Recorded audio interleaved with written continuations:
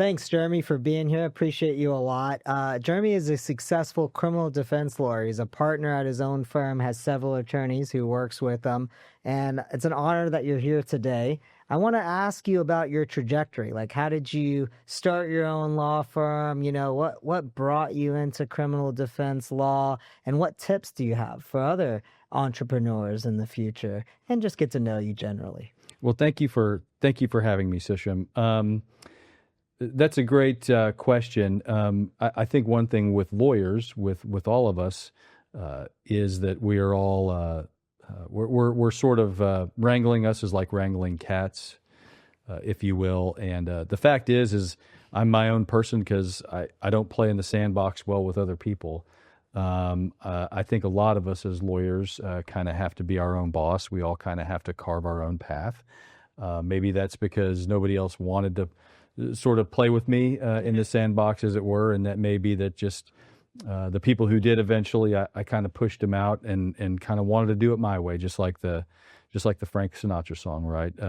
I just want to do it my way, but I love what I do. I feel like I've never worked a day in my life. I tell folks all the time that I was put on this planet to make a big deal out of very little things, and I think that's what all lawyers do.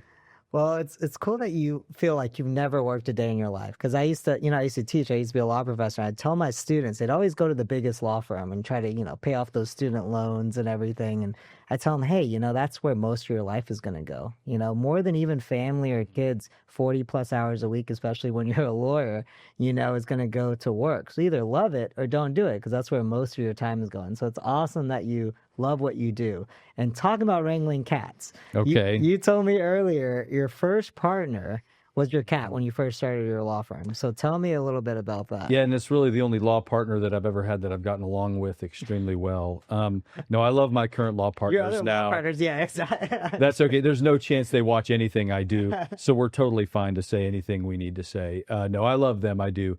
No, I left the DA's office and I worked out of my house. I had a P.O. box. I had a dot matrix printer. And yeah, I joked that my cat was my law partner. He was the only one that was ever around. He would come and have to sit on my lap. I'd have to push him off the printer or off of my whatever broken laptop. So yeah, and after a while, I graduated into a bigger office, and then after a couple of years, a law partner, and then after some more years and some law partner divorces, we've built a law firm I'm really proud of. Currently, we have 10 and a half lawyers. Wow. All we do is criminal law, and we handle anything and everything in the criminal realm. We're really blessed to be able to do so. Part of that is where we practice. Part of that is the type of clienteles that we serve, and a big part of that is our team that also believes sort of in fighting hard for people and caring about people.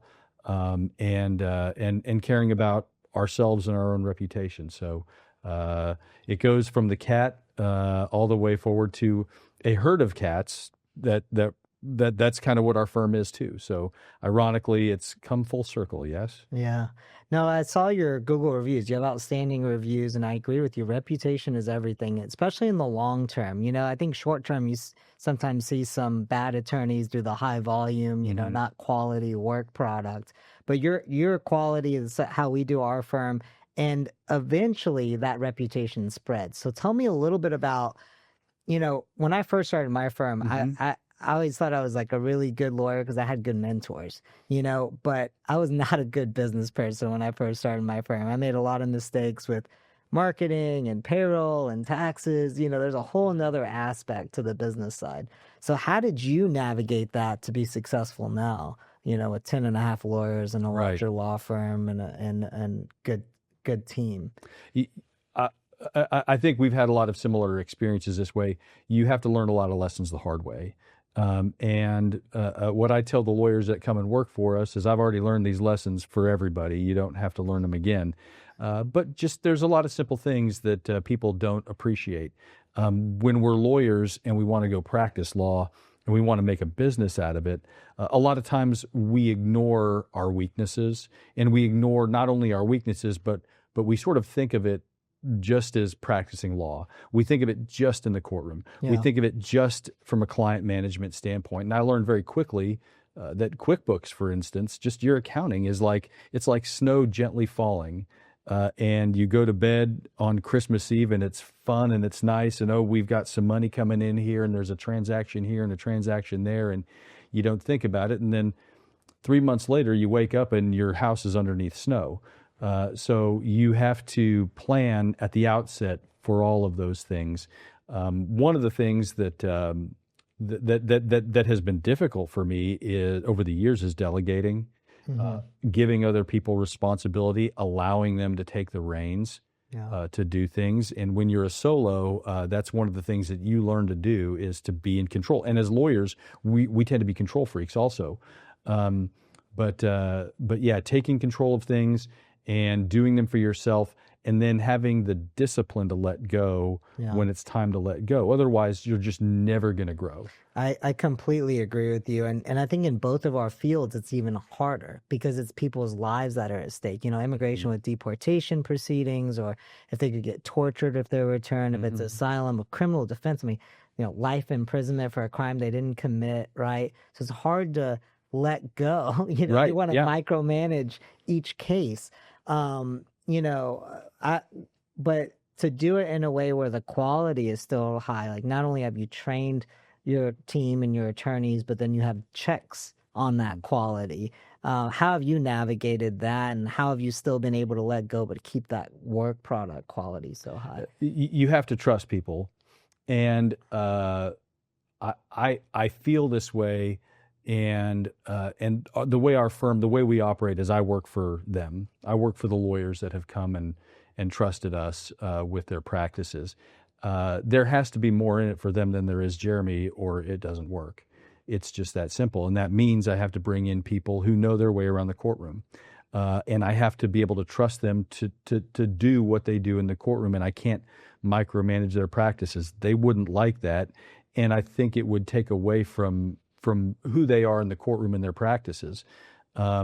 We promise them, our pledge to them is that we are going to be there when they need help. We're going to provide them infrastructure.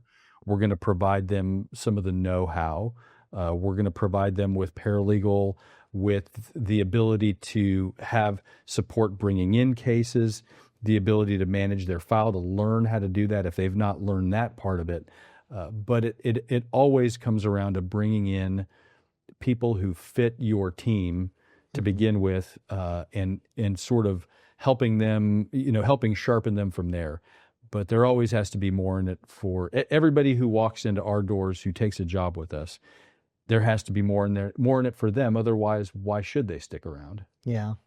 What's one of the proudest moments you've had at your firm, like in terms of a case that either your team has done or that you've handled and mentored them with, like something you look back in life and say, hey, I made a difference in that person's life, and you can feel good about all that detail-orientedness, all that law school practice, all the money and sweat and time and effort you put into the firm. What's one of your proudest case moments? Well, I'll tell you, it involves, the one that comes to mind is one of my law partners, a victory that he had. Certainly, and I've got a big ego, and I'll take the Pepsi challenge, and we can sit here and talk about me all day, and I can tell war story after war story and bore just the hell out of everybody. But I'll tell you the story of one of my law partners, and he's a guy who's been with us since law school. I like to say, and I've said this to his face, so I'll say it to you. I've raised him since he was a pup. But he is a phenomenal lawyer, and what he does is he strategizes and he plans, and a lot of times he'll come in with kind of a wild-eyed look in his face about a case and just tell me about what he's thinking, and I'll just kind of joke with him. I'll say, well, why don't we just put it on the website now already as a victory? Yeah. And that kind of will back him off a little bit. But there was a particular case that he had, which was a First Amendment case. And what happened was his client was alleged to have sent out a text message to voters. And without getting too deep into the facts and without boring everybody too much, these candidates lost their election, and naturally it was everybody's fault except their own that they lost an election. Yeah, sounds like a politician. So yeah, it was everybody else's fault except theirs, and so they actually took these texts, which were fabrications. I mean, the texts were misleading, and they took those texts to the DA and said, we want these prosecuted under this. It's the law in Texas, I believe, and I'll probably get some of the details wrong. If you've ever watched the political ads and they say, I'm Joe Blow and I approve this message, right? That's called the true source doctrine. And the DA, the police threatened to bring charges against this client. Our lawyer, Kyle Tarian, goes to the district attorney's office, and we have a really a good relationship with them, such that we can have frank and earnest discussions. That doesn't mean obviously we don't get special treatment or anything like that, but we know where they stand, they know who we are, and they know how we operate. So I like to think it's a relationship of respect. And Kyle went and said, hey guys, this law you're threatening here is unconstitutional. We can do this the easy way, or we can do this the hard way. Okay. Drop it. Don't just drop it. And if you don't drop it, I'm going to have the whole statutory scheme thrown out because it's all unconstitutional. If this is the law, then Saturday Night Live is committing a crime every time they make fun of whoever's the president. Yeah. Okay. So there's a First Amendment problem here. Don't prosecute this guy for it. Let's just all go home. And of course, they decided, no, we have to go and prosecute because that's the right thing to do. And fast forward 4 years later, Kyle got the entire statutory scheme thrown out. Wow, 4 years later. So it took him a while. I mean, these things take a while to sort of develop. But I can't tell you how proud I am of Kyle and the diligence that he showed, the hard work, and just. Not only that, I wish he would have got paid a lot more money for it. That would have been nice as his law partner. But to see somebody that we brought in, to see somebody that I like to think that I mentored, to see him accomplish something like that is probably, I can't think of a bigger victory for me personally or our firm than that. Yeah, and to get the whole statutory scheme, thrown out, that changes the rule for other people in similar circumstances in the future. So make a broader impact, right? And the right for people to give their opinion, especially in today's climate. I think there's a lot of fear of giving their opinion because on both sides it's so polarized. That I think a lot of moderates may just not want to give their opinion or too scared to get attacked by either side. So you might have even made a difference in terms of the future in that sense. Well, we're lawyers, Susham. That's what we do. Our weapon is the courts. Yeah. And you didn't ask me this, but I'm going to kind of go here anyway, because another thing I do is soapboxing. When you're a criminal defense lawyer, and probably as a practitioner in immigration court too, right? You're in a very similar circumstance that we are. And that is that you've got a lot of bureaucracies that are facing off against one another. And you're sort of the low man on the totem pole. And to kind of be more specific, let me sort of tell you kind of how I mean that. When I go to court, I've got an elected district judge.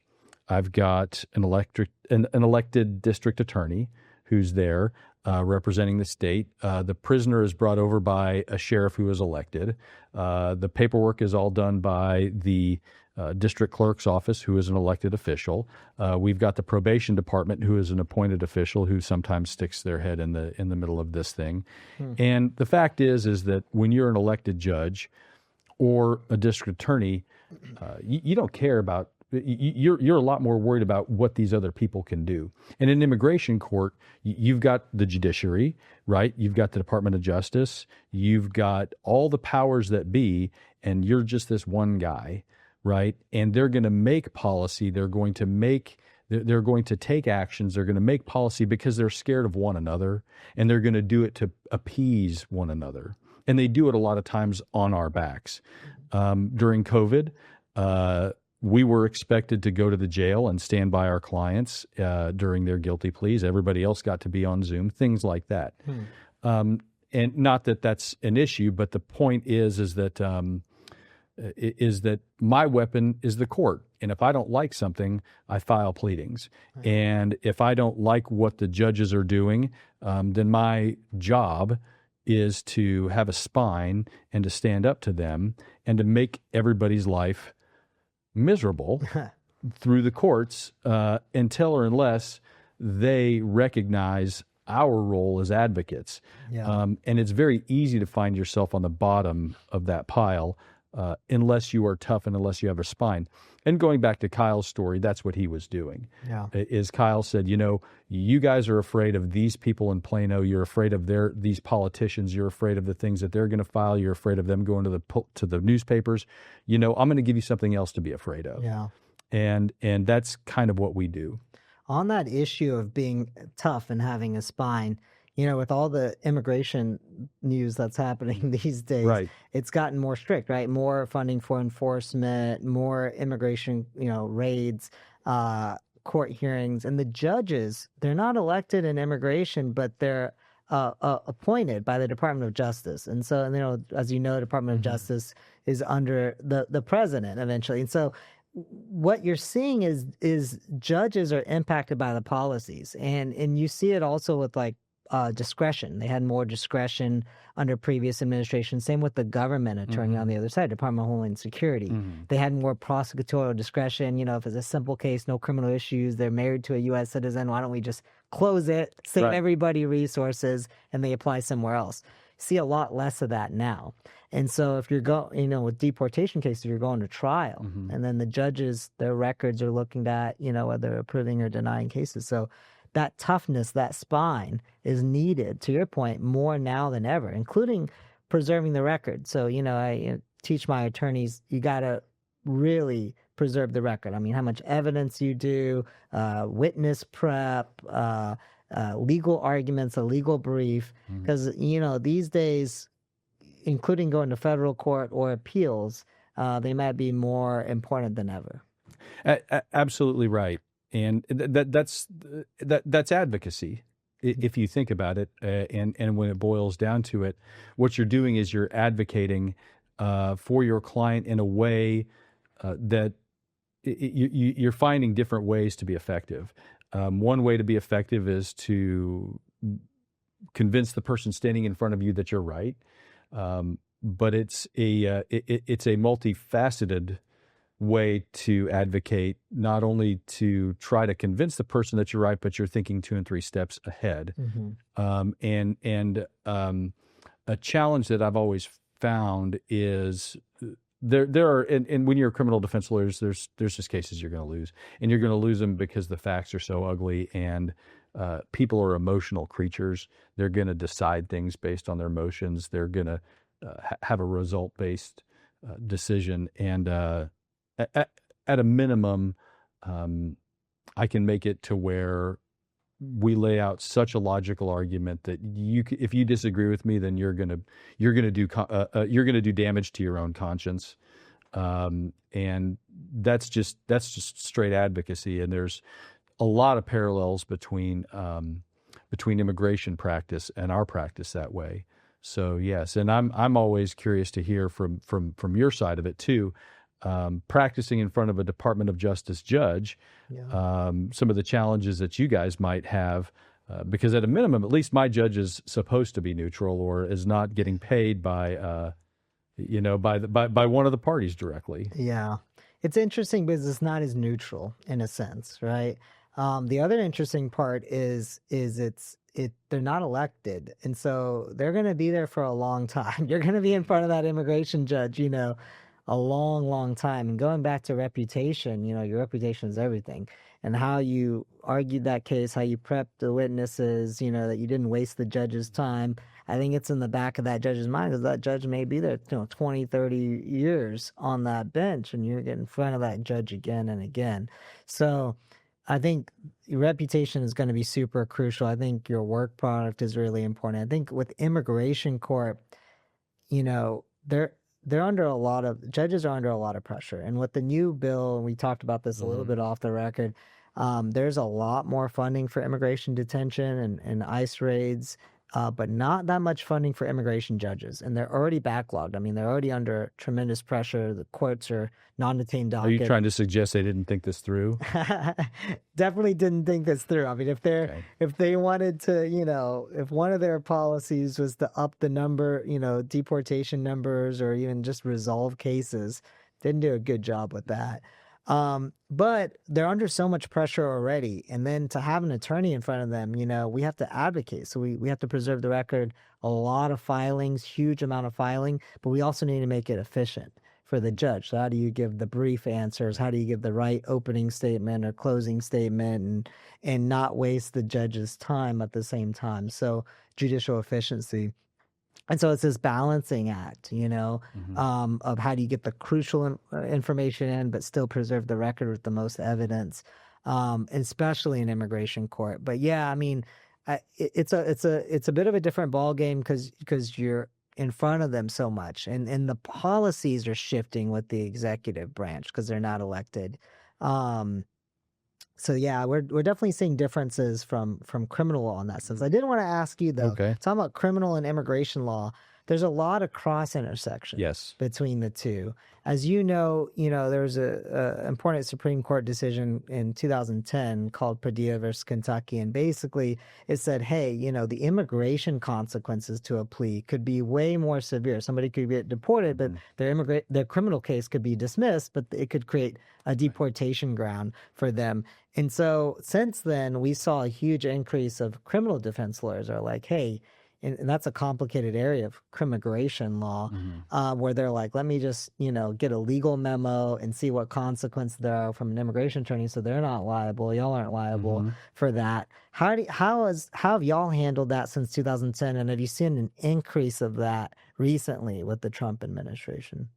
Hard to know with the recent ones because there just has not been, we just don't have a very big sample size yet. Padilla was absolutely groundbreaking, and it has been one of a handful of opinions in my practice over the last 15 or 20 years that has really reshaped, I think, the landscape. It's a big tripwire for ineffective assistance of counsel. If you don't, you have and what Padilla says, my interpretation of it and the way I incorporated it is that as a criminal defense lawyer, you have a non-delegable duty to advise your client of immigration consequences related to a criminal case. And so for the viewers at home watching, and just those folks who may not be lawyers or somebody who may not practice in our areas, there are consequences of a criminal case, and then there are consequences, right? There's foreseeable consequences, and then there are unforeseeable consequences. We can foresee that in certain instances that you might get a certain prison sentence based on a charge. You could see potential limitations to your right to possess arms. Those are foreseeable, right? We know that this happens if you are charged with X, Y, and Z, or in a sex case, registration, something like that. Can I predict whether or not you're going to get an invitation from Aunt Betty to Christmas this next year because of this charge? No, that's an unpredictable consequence of the criminal charge. We simply can't see all the ripples that the rock makes when you throw it out into the pond. Immigration falls kind of on the farther end in those standpoints, and in some instances, the courts have said it's very predictable, and in other instances said, well, the client just has to have a clear picture. If they're going to decide to go under the knife, if they're going to make the decision to plead guilty or not guilty, it can be an involuntary if they don't have the right information about immigration. And so as the lawyer, we have to go out there and get them the proper information. In some instances, we'll refer them to immigration counsel to make sure that they have a very clear, focused lens of what exactly they're looking at. In other instances, we can just tell them flat out, look, we plead guilty, we're going to get removed. In some instances, it's pretty easy. Where I come down on Padilla is very simple. And I tell my client, listen, I don't know who's going to be in the White House in 10 years. And I don't know. Immigration law is so white hot, and it is so it's such a kaleidoscope that's always changing, that really the best way we can make sure that you are protected from an immigration standpoint is by not having anything at all on our record. But a lot of times the call is a lot harder than that, because people are living in the moment, and we simply have a binary choice. In most criminal cases, we can plead guilty or not guilty. And in most instances, I take a pretty aggressive approach, and I don't see a lot of benefit in pleading guilty when the most severe consequence we face is removal or denial of naturalization. Yeah. No, it's interesting. I mean, we've worked with a lot of criminal defense lawyers over 10 years on these memos, and they're really complicated. I mean, they're really complicated legal memos, because what often happens too is there may be like a plea deal. So you have to rework what are the immigration consequences of the new plea deal. And then even just taking a more step back, simple approach, like deferred adjudication, that's still a conviction for immigration purposes. Maybe pretrial diversion without an admission of guilt is no conviction for immigration purposes. There may be like workarounds there too. So it's an interesting strategy to work on. I always find them really fun cases because they're analytically complex too. On top of, you're really changing someone's future outcomes depending on what they can get now. So it's really interesting cases to work on for sure. Yeah. Taking a round approach to this, though, I don't think we talked about this enough. Tell me more about the business end of it. So you mentioned the cats thing, but I think you might have been lying to us here, because you mentioned your partner worked with you since law school, so they clearly like you. So it's not just cats that like you. Your team likes you too, but you went through some ups and downs until you finally got this firm up and going. And you mentioned you learned some really hard lessons. Can you give the viewers, if there's anybody out there that's listening that wants to start their own firm and avoid the business part of the mistakes, whether it's marketing, hiring the right team members, what are some direct tips you'd have for them? Some direct tips. Well, I would say first off, you're not allowed to hire anybody on my current team because I've ruined them. They have the best job ever anywhere, and there's no reason for them to leave. But yes, I think that somebody who is trying to practice law and wants to kind of go into business on their own, you can't be afraid. And you can't be afraid to succeed. A lot of times lawyers, we fear success. And a lot of times I think lawyers talk themselves out of a lot of really good ideas when it comes to their business models, when it comes to their practices, when it comes to allowing other people to help them. I think that as lawyers, we go to law school and we're sort of trained. We're programmed to clutch our pearls and to say, oh my gosh, we can't do that, and oh my gosh, there's got to be something wrong with liability everywhere. Oh my gosh, yes, we can't. This AI thing, we can't trust that. We can't do this. And so I think that I think a lot of times I've seen lawyers that have really talked themselves out of good ideas. I've got friends that and I've got friends on, I'm sure as do you, through law school that I've met through the years that have a lot of different takes on practicing law, on marketing. For instance, really good friend of mine, I've known him since I was an undergraduate, and he's I tease him about being Abe Lincoln. His dad is a lawyer in a small town, and he just thinks the only way you can ethically advertise as being at the courthouse, right? If you're going to hang a shingle out in front of your door, it better be a small one because people might be able to read it. And that's it's a very, and I've told him this, I think that's a somewhat antiquated way of really looking at it. Now, we don't need to have cartoon characters on T-shirts to market our firms either. We don't have to embarrass the profession, but you have to be able to, you've got to realize that we live in a real world. Customers, clients are going to connect with real people in real ways. Yeah. And we just have to sort of be able to be ourselves in that space. And I find that pointless worry just gets you nowhere. So I would say, look, and there's just nothing wrong with making mistakes. If I saw this, I think I saw this on, my daughter and I, we watched the Dallas Cowboys cheerleader thing on Netflix. Oh yeah, Are you into haven't dance? seen it. No, I've okay. seen it. Yeah. All right, yeah. A lot of good stuff there. A lot of good drama, really. It's about the losers. It's not about the winners. Gossip, yeah. It's about, yeah. So I mean, they the big part of the show is when they cut people, and nobody cares who makes the team. We want to see you. We're going to focus in and get you. When you get cut from the team, right? But one of the quotes there I heard was, "If your dreams don't scare you, they're not big enough." Huh. So that's my takeaway from anybody watching this that wants to open their own firm, unless it's criminal defense, in which case you can do it in Houston or another market other than Dallas Fort Worth, because one's already taken. Yeah. What's some of the most effective marketing in the modern age? Not the antiquated version, Sure, but in the modern age that you found to be successful for your firm. Networking. Interesting. There's no substitute for getting to know people, knowing them, liking them, sending them cases, having clients come back to you and say, thank you for sending me to Susham. He really took care of us. They really cared about us. Other lawyers who don't do what you do, I think, are always your biggest source of business. Beyond that, being recognized within your own discipline.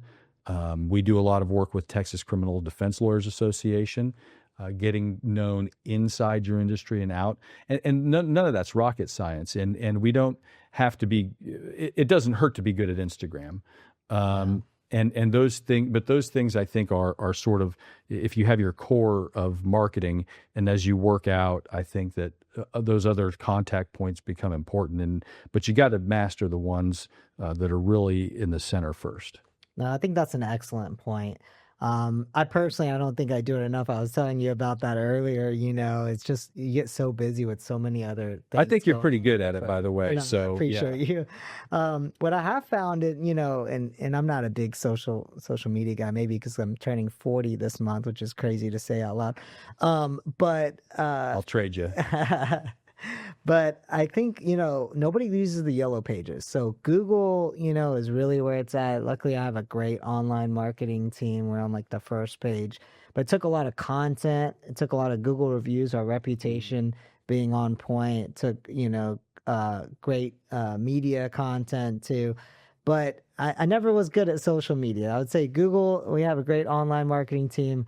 I think we're expanding. I think that's maybe the next era. I haven't done it yet, but you see everybody on TikTok and Instagram and things. Maybe that's the next era of how people find us, that find out that we're reputable and good and things. And so I'm always trying to stay ahead or with the times, Yeah. It said 40 and it said with the times, both in the same. Well, it's which made me feel awful about myself. But yeah, go ahead. well, no. I think it's about contact points and familiarity, and it may not be the first time that a client hears your name, and it may be the fourth time that they hear your name, and there's a little bit of stickiness. And a lot of times, too, it'll be about confirmation. Somebody will get your name from a colleague, or they'll get their name from a referral, and they may say, oh, I've heard that name before, or I've seen that before, and then they go online and check you out. Can I tell a story? Of course. Okay, I'm sorry. No, this is what you signed up for. You didn't know you signed up for this, but this is what you signed up. So I'm going to tell a story here about a marketing story. We had just built a new house, right? And I wanted to have a swimming pool. Okay. My wife really didn't, but I wanted a swimming pool. And lots of maintenance, by the way. There's some, by the way, I'm a pool guy and I can come to your house for cheaper than I can handle your criminal case. So I've actually learned how to do it. I'm actually not that bad at it anymore. But so I go and I'm going to go buy a swimming pool. I'm going to go have a swimming pool built in our new house. And we had at the time, just my law firm, we had put a brand new billboard by the courthouse. Okay. We had never done that before. And we don't do that a whole lot anyway, but we put our billboard up there. And my law partner at the time would hide under the table, and he just wouldn't even go to the courthouse because he was kind of embarrassed by it. But that's neither here nor there. So at any rate, I'm going around to pool stores, and what I'm trying to do is, the pools are very expensive. Okay, you probably have 4 or 5. But they're very expensive, and when you're going to build them, and so I'm trying to get the best deal that I can, and I'm showing up to all these different places, and I'm knocking on the door, and I'm walking into these different pool builders, and I'm wearing tattered jeans, and I'm wearing a smelly sweatshirt, and I'm looking like as garbage as I can look, okay? Because I'm trying to show them that I'm broke, and that I don't have any money for a swimming pool. So I go to 2 or 3, and they kind of blow me off. But I go in, and I'm like, look, man, I don't even know why I'm here. I don't have any money, and my wife doesn't want this, and our house probably is kind of too crappy for this anyway. But well, just what do you think you could build me a pool for if this is just bargain basement, right? I'm just trying to be as cheap as I can. So I go to one pool store, and I sit down, and the guy's got his computer there, and he's entering me into his database, and he's asking my name, and he's asking the address, and he's asking just this or that, and he gets my name, and he says Rosenthal. Okay. He says he says, any relation to the lawyer Rosenthal? And I've never heard that in my life, never, not once. And I'm like, what do you mean, the lawyer Rosenthal? He says, God, there's some really big, huge lawyer in town named Rosenthal, and he's got this billboard. I drive by it every single day.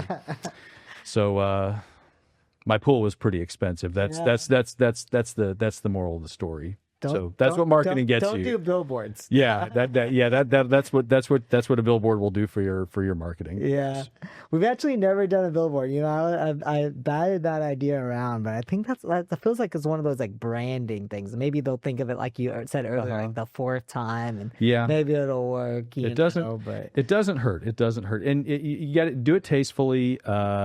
They can be pretty expensive, and you're not. I don't know that anybody's ever going to go to your office and say, "Gosh, I saw you on the billboard, and you're my guy." But lawyers, we just have this. We break out in hives when we hear, "Oh, a billboard, we can't do that," and we don't really have any. I don't think at the moment. I'm not saying I would, or I'm not saying that I wouldn't, but anyway, it's just another way to get your name out there. All right. So, last question here. Outside of law, what do you like to do for fun? What keeps you going? What keeps you running? I mean, like, is there a hobby? Is there a certain thing that just keeps you rejuvenated and at your best for work itself? That's a great question. If I had to choose anything, I'd say golf, which is just another way of saying my main hobby is law. I play a lot of golf. It helps me connect with my surroundings, sound. It's a game against yourself. It helps me unplug. Most of our lawyers have a hobby that's outside of it. One of our lawyers is a pilot. He cool. flies, and another lawyer plays hockey. One of them is kind of our resident green thumb. He has a bunch of plants in his office, and it's all fun and games. We get some little flies and other crap because of that. But you definitely have to have something to do that. But probably my main hobby is being a lawyer and talking on camera, which is not practicing law. But you might be able to tell I do a lot of talking. We're so analytical. It's good to have like that kind of sport to where you turn it off. What's yours? What's yours?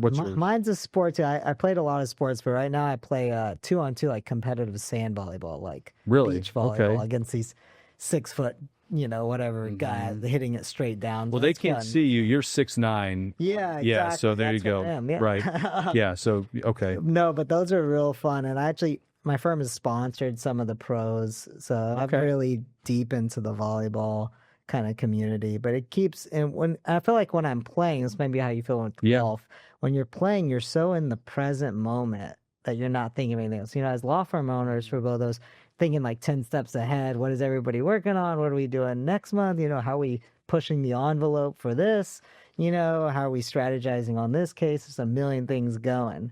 Whereas that when you're in that moment of golf or volleyball, you're so in the present, Hmm. that it's good for, I think, your mind and to relax and kind of de-stress. Although I say relax, I'm playing really competitive. I'm so just as Okay. competitive whenever Well, good. we're competitive with the Good. I'm law. I'm trying to become. I'm actually considering. I've never gambled online, but I actually have kind of considered, sort of throwing my whole life away and doing that because yes, don't you think the dopamine would be just out of control? I mean, just the stimulus of going crazy, whether or not the Reds score any runs in the eighth inning. You're not no. At least learn if you're gonna gamble. Let's do it right. At least learn how to count cards at blackjack. Let's Okay, do that first. that gets you tossed out. Well, the Keep your big. it's not illegal though. It's you're a criminal lawyer. It's not. It's only private property, which is why you can get Well, tossed right, out. right. So But did you know, in the big beautiful bill, did you know that you are not able to deduct? Now, I don't give tax advice, so Google this 18 ways till Sunday if you're watching this. My understanding is that you will not be able to deduct losses. And I true. think my understanding is that the professional gaming community is none too happy with this. But Yeah. yeah. No, I think that's a big issue for sure. So you just don't lose. Well, there you go. There you go. You just got to be good at it, right? Yeah. Okay, you can do that.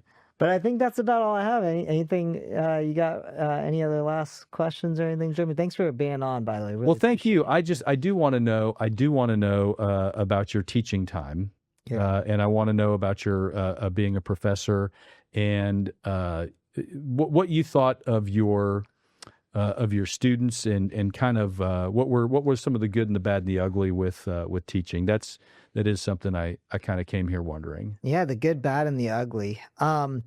Well, I loved it when I did it. It was a long time ago. I think it was maybe like almost 14 years ago that I was teaching as a law professor. I only taught for about 5 years, 4 or 5 years.